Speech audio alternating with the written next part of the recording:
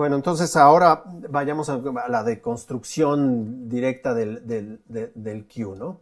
La primera parte que vamos a ver es la indicación del director, el momento en que el padre decide regresar a la mina, la hija no le parece y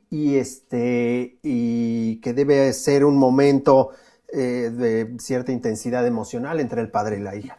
Un poco la idea aquí fue retomar un tema que ya se me había ocurrido a mí desde el principio, desde que aparece esta relación padre-hijo, que es muy al principio de la película, muy básicamente en el arranque de la película, y reusar ese tema y darle, y seguir la escena. Si se fijan un poco en términos de la orquestación, pues es básicamente cuerdas, hay algunos fagots para dar cierto aquí están los fagotes, cierta profundidad, y el corno, que es el que hace el tema melódico, que después va a ser citado muchas veces, ¿no? Lo oímos un poco para que vean. ¿No? Primero es esta como tensión, de inconformidad de la hija, para poder regresar a un punto donde se plantea el tema como nostálgico. Qué necio eres. Y tú que te preocupas de todo. Y que de alguna manera pues, refuerza la unión entre ellos dos. Pero te cuidas. Y que va anticipando el tema. El tema pues, que va a venir, ¿no? Que no es bueno. Ese tema termina transformándose en esta parte de tensión. Hasta los guardias fueron dispensables. Aquí voy a parar un poco porque aquí hay un cambio, ¿no? Evidentemente hay un cambio donde, si se fijan, no solo están las cuerdas, que son aquí esta sección, sino que se empiezan a sumar también algunas percusiones después, y sobre todo la entrada de unos clarinetes que hacen un ostinato ahí que van dando como tensión, ¿no? Esto aprovechemos para quedarnos con sigue algo. con cierta tensión. Ya se nos peló. Venimos a pedir justicia, no a rogar. Sigue, es básicamente tensión, se oye el ruido y entonces ahí va a venir el malo. Bueno, entonces aparece, digamos, ya que acabó esa sección, digamos que es la sección, por un lado, de acercamiento entre padre e hija, y por otro lado de tensión hacia qué está pasando, aparece el malo, ¿no? Entonces, cuando aparece el malo, empieza un poco a crecer también la textura de la música. Primero es solo un golpe, y lo que a mí se me ocurrió hacer fue como hacer una marcha del malo con un tema de alguna manera bizarro y una especie de crescendo que enfatizara que él va hacia las profundidades y que va a hacer algo completamente antinatural, ¿no? Entonces, bueno, cuando aparece el malo, ahí para todo, ¿no? Y cuando empieza a caminar, entonces empieza esta especie de marcha, que si se fijan, pues está basada en las voces y en esta especie de melodía, pues, digamos, como medio creepy, diría yo, ¿no? Un poco la idea era ir creciendo, se empiezan a sumar percusiones aquí, ¿no? Y sobre todo, y más que nada, la dinámica de la parte, ¿no? Todo empieza a crecer, empieza a ser como más grande, no tanto en la orquestación, sino en volumen, ¿no? Básicamente. Todos empiezan a tocar más fuerte. Voy a parar ahí porque es importante enfatizar en esto. Esto es un crescendo de un mismo tema, digamos, un tema pues vamos, muy identificable, pero que va creciendo. Y eso es algo muy importante en la música del cine. La música de cine tiene que tener una gran dinámica, y con dinámica me refiero a que básicamente uno debe poder manejar en samplers o en instrumentos reales o lo que sea, muchos niveles de volumen de las cosas. uno puede repetir un mismo tema pianísimo o fortísimo y la experiencia es completamente diferente. Eso es muy importante para el cine. Un poco aquí la tensión de la bajada hacia la mina está dada por el crescendo de la música, porque el tema es básicamente igual, digo, sí tiene sus variaciones, sí tiene su desarrollito y todo esto, pero la música es la misma, lo que va creciendo es la intensidad de la música, y entonces cuando creces la intensidad de la música en un tipo de música de este tipo, pues también crece también la tensión, ¿no? Ese es un poco esa era un poco la idea. Y un poco, si recordamos las indicaciones del director, cuando entrábamos propiamente veíamos a dónde había llegado el malo, entonces ahí había un corte a otra cosa, ¿no? Que es lo que vamos a ver a continuación. Bueno, entonces venimos de esta parte y la indicación era aquí tenemos que parar, aquí tiene como que establecerse qué está pasando. Ya verás, hijos. Y un poco aquí hay diálogos, entonces evidentemente la dinámica baja. Volvemos a tener básicamente cuerdas, ¿no? Esto era lo que andabas buscando, ¿eh? Básicamente cuerdas con algunos alientos. Y esto se liga luego directamente con el ídolo, ¿no? Con la cierta maldad del ídolo. Aquí voy a parar un poco para, por ejemplo, para enfatizar ciertos efectos que son muy útiles luego para estos momentos digamos, de tensión, o un poco el director quería pues que el ídolo tuviera como una onda macabra, ¿no? Entonces, un poco mi idea fue usar ciertos metales y ciertos efectos de metales como estos, ¿no? Como estos que van a sonar ahorita. Toda la plata y que todo el oro que hay aquí Déjenme adentro. quitar el... Mictlantecutli, Señor y guardián del portal entre los vivos y muertos, vengo desde muy lejos a que me concedas el milagro de la vida. Y entonces esto sobre la base del tema, ¿no? Entonces le da como cierta profundidad, como cierta... Milagro de la vida. ¿no? Entonces son como ir adicionando elementos que puedan enriquecer y estar contra imagen, ¿no? Cada vez un poco que yo veía al ídolo, así esto, por ejemplo, entonces sonaban esos metales ominosos. Entonces, un poco el proceso es ese, es ir como tratando de identificar momentos donde musicalmente uno pueda aportar ciertas texturas o melodías o efectos que de alguna manera ayuden, en este caso, a la tensión de la escena, ¿no?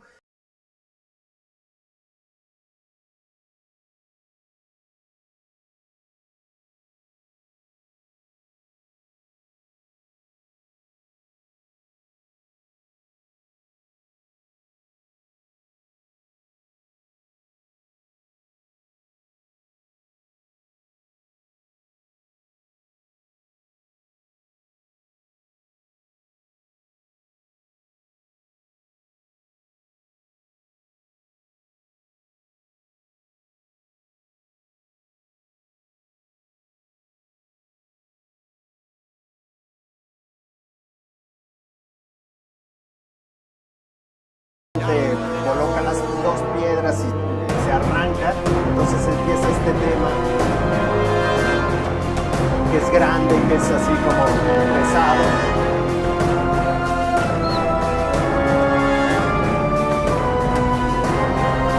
y que crece aún más, ¿no? Que va también como en un crescendo.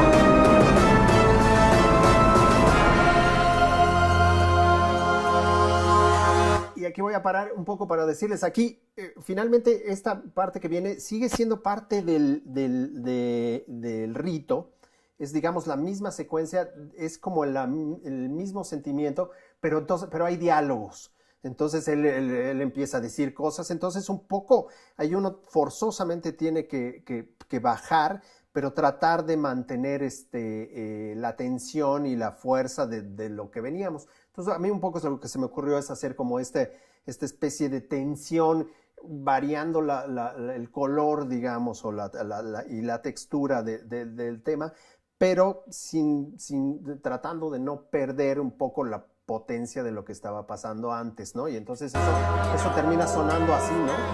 Termina sonando así, pero entonces hay un diálogo que está muy bajito aquí porque así viene, ¿no? Y además hay efectos de sonido. Aquí voy a parar otra vez. La salida, la revivida era importante porque eso nos da la idea de que lo que está haciendo el francés es que está así reviviendo a los muertos. Entonces el director quería que cuando el pájaro saliera vivo, ya que lo habíamos visto muerto antes, sí fuera un momento importante, ¿no? Es compleja este cue por eso, porque tiene como muchas dinámicas, ¿no? Hay el momento donde puedes subir, pero luego tienes que bajar, tienes que enfatizar la revivida del pájaro, luego sigue el rito, entonces tienes que mantener la atención y es un poco lo que viene, ¿no? La orquestación, si se fijan, se ha mantenido grande siempre, pero con lo que ha variado siempre es la dinámica, a veces más fuerte, más lento. Y hasta este momento que es importante, donde vemos que revivió a la mujer. Y entonces ya nos dimos cuenta de que el rito está funcionando. Hasta ahora, en términos de tempo, y esto es un poco un consejo, el tempo ha sido muy parejo en sí desde que empezó el cue hasta este momento. Pero lo que ha variado un poco es cómo la música se mueve. O sea, con un mismo tempo una cosa puede ser puede percibirse como más lenta o como más rápido dependiendo de cómo divide uno las notas o cómo maneja el ritmo dentro de ese mismo pulso, ¿no? Entonces, hasta ahora ha sido muy parejo, hemos estado variando y además conviene para el realismo, digamos, de cuando trata uno de imitar una orquesta. Las orquestas nunca tocan exactamente al mismo tempo, con el mismo pulso todo el tiempo. Entonces, siempre, aunque no sea estrictamente necesario o un cambio de tempo muy, muy radical, es bueno variar los tempos, bajarle puntos, digamos, si está uno en 60, bajar a 57 durante algunos compases, luego subir a 63, porque eso hace que la música fluya un poco más como fluiría con una agrupación orquestal de verdad, ¿no? Bueno, entonces ahí vamos a la siguiente parte, ¿no? Después el amigo malvado interrumpe el ritual, porque ve que se quiere robar todas las cosas. Y esto es un crescendo hacia la aparición como de la maldad del ídolo azteca.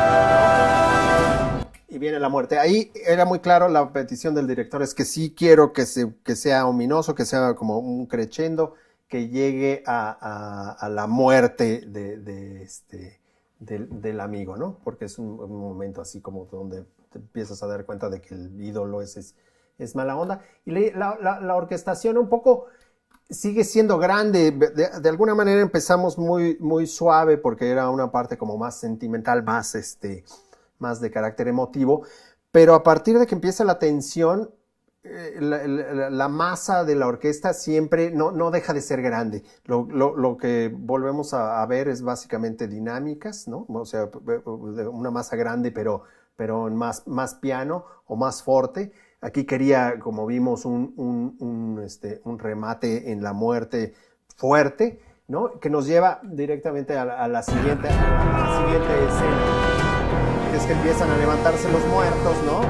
El ritual está medio como deteniéndose, la mujer ya no se reanimó y el papá ve la posibilidad de interrumpir todo esto. Y empieza la acción. Aquí todo esto va a ser acción hasta un momento muy importante, que es cuando cae él, ¿no? Bueno, y entonces una vez que esconde esto, viene la siguiente parte. Cae el muñeco donde él escondió la piedra, lo agarra el malo, viene un diálogo que aquí está muy bajo, que pues después en la clip de la película van a poder oír. Ese tema que vimos aquí es el tema del malo y que también va a ser un tema recurrente y que se menciona nada más porque lo que queríamos era tensión, porque ya está prendido ahí, están las dinamita, ¿no? Creciendo y sabemos que algo malo va a pasar para cuando él dice Valentina y después viene una explosión mucho más grande de la que oímos aquí porque todavía no está el sonido, digamos el sound design, pero ahí se oye un tronido imposible, así terrible, que simbra a todo el pueblo, ¿no? Ese es el cue básicamente. Y si se fijan aquí, la variación de tempo no fue grande. Muchas veces hay como muchas técnicas para hacer diferentes como texturas o diferentes intenciones dentro de la música. Una de ellas es y que es la que más usé yo en este cue específicamente, es la de la dinámica, ¿no? La de a veces ser piano, bajar, detener no el pulso, sino la cantidad de notas de manera que las cosas se vuelvan más lentas, o acelerarlo haciendo más notas para que sea más rápido, pero todo dentro de un rango de tempo. Otros mecanismos son sí ir a tempos muy diferentes, o sea, subir de pulso rápidamente. Otros mecanismos son cambiar de métrica, por ejemplo. Aquí no estoy seguro, no, pero sí todo se mantiene, por ejemplo, en 4/4. Aquí sí es completamente normal. Pero hay otras secciones que están en 3 y hay otras secciones de otros cues que están en 5, por ejemplo, ¿no? O en 7 octavos. El tema de la película, digamos, el de créditos está en 5/4, si no me equivoco. Y entonces hay como muchas técnicas para poder lograr diferentes intenciones, no solo con la textura orquestal, digamos, con el uso de los instrumentos, sino también con el uso de las métricas y con el uso de las dinámicas. Creo que utilizando esos 3 elementos uno tiene una gran capacidad de generar muchas intenciones, muchos colores, muchas texturas y muchos sentimientos usando esos 3 elementos. Y una gran recomendación que yo siempre trato de dar es que porque muchas veces me preguntan cómo se hace la música de películas, o yo quiero hacer una música orquestal de películas, y lo mejor que puede hacer uno y donde uno puede realmente aprender muchísimas cosas es oír música, y no necesariamente de cine. Yo les diría, hay que oír a Shostakovich, hay que oír a Prokofiev, hay que oír mucha música del siglo XX, hay que oír a Bartók, hay que oír a Copland, hay que oír a mucha gente. Yo no diría pura música clásica y tampoco diría que hay que oír mucho música del siglo XIX o música barroca, porque de alguna manera ya no suena tanto en las películas, pero la música, sobre todo en la primera mitad del siglo XX, creo que es el lenguaje, tiene muchos de los lenguajes que se usan dentro de la música de cine y que identificamos como muchas convenciones de miedo, de amor, de acción inclusive, ¿no? Ahora también hay que incorporar, muchas veces es necesario incorporar ciertos elementos rítmicos más relacionados al mundo pop, digamos, o al mundo más rock and rollero o más de vanguardia. Y lo padre de la orquesta, por ejemplo, en este caso, es que uno puede mezclarlas bastante bien, ¿no? Y uno debe de alguna manera estar preparado como para jugar con esos elementos, pero para eso uno necesita conocerlos, ¿no? Entonces, por eso siempre mi recomendación es oír mucha música orquestal, que puede ser de cine, también hay gran música de cine, pero ir como a la fuente directa de las cosas, a oír a Stravinsky y a todos los que delante, Hindemith, en fin, todo este grupo de gentes, de compositores del siglo XX, que más o menos moldearon el lenguaje al que estamos acostumbrados de la música de películas.